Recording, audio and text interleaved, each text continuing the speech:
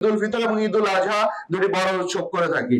আমরা চাই যে আমাদের যখন উৎসব আসবে তখন আমাদের যে দীর্ঘদিনের যে একটা ট্রেন্ড রয়েছে, একটা সংস্কৃতি রয়েছে, যে উৎসব আসলে আমাদের একটা গ্রুপ থাকে, তারা হচ্ছে তাদের একটা চিন্তা ভাবনা থাকে যে সেখানে একটা সিন্ডিকেট করতে হবে। আমাদের কিছু কিছু অসাধু মানুষ যারা ব্যবসায়ী হিসাবে নিজেদেরকে পরিচয় দেয়, আমি তাদেরকে ব্যবসায়ী বলি না, আমি তাদেরকে রাষ্ট্রের শত্রু বলি, তারা এই কাজগুলো করে থাকে। কিন্তু আমাদের সাধারণ ব্যবসায়ীরা যারা আছেন, আজকে আপনারা এখানে শুনেছেন, সকল ব্যবসায়ীরা যাদেরকে আমরা ডেকেছি, যাদের সাথে আমরা কথা বলেছি, যাদের কাছে আমার এই প্রস্তাবটা নিয়ে গিয়েছি, তারা সাদরে সেটা গ্রহণ করেছে।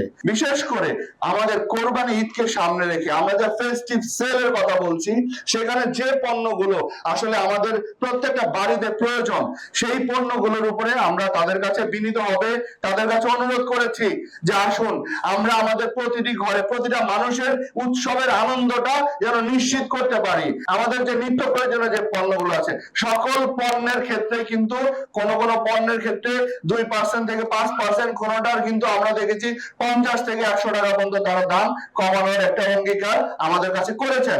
আমরা বিশ্বাস করি যারা আজকে এখানে এই প্রশাসন, এই চট্টগ্রামের ব্যবসায়ী, যারা চট্টগ্রামের অর্থনীতির সুদিকাগার, যারা এই ব্যবসা সারা বাংলাদেশে যাদেরকে অনুসরণ করে, তারা যে কথাটি দিয়েছেন, তারা আজকে আমাদের সামনে এবং জাতির সামনে মিডিয়ার বাইরে আছেন, তারা যে কথাটি দিয়েছেন, তারা সেই কথাটি বাস্তবে সেটি রূপদান করবেন।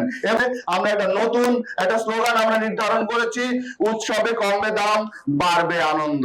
পাইকারি মার্কেট থেকে যখন খুচরা মার্কেটে যাবে, সেখানে নিয়ন্ত্রণ থাকবে কিনা আমরা সেটিকে মনিটরিং করার জন্য আমাদের অন্যান্য মার্কেটে যারা প্রধান আছেন, যারা ব্যবসায়ী সভাপতি আছেন, তাদের সাথে আমরা যোগাযোগ রাখছি এবং সেখানে আমাদের নিয়মিত যে মোবাইল যে কার্যক্রম থাকবে, সেটি আমরা নিয়মিতভাবে পরিচালনা করব।